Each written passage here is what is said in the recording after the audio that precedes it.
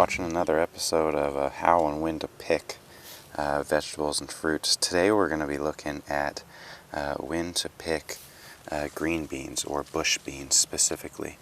This is a bush bean variety. I believe it's called a renegade bean.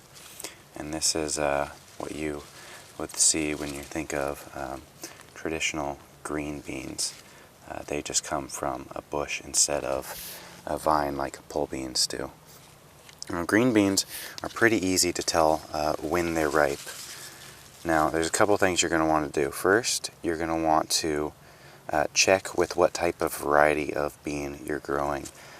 Beans come in a lot of different shapes and sizes, so you want to look at the packet, or maybe the description online if you bought your seeds online, on how big these beans are supposed to be.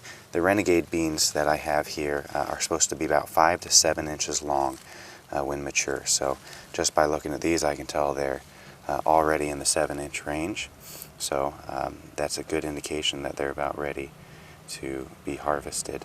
The other thing that you want to make sure you're looking at is the thickness. You want to start picking the beans when they start to get a little bit thicker, but before the beans within the pod start to swell. They tend to get a little bit tougher, and if you can see distinct beans in your green beans, usually means you want to leave them on there until they dry out and use them as dry beans.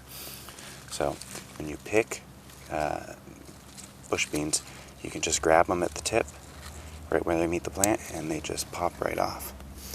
Now, bush beans or green beans used to be called snap beans, and the reason they're called that is because when you break them, they snap.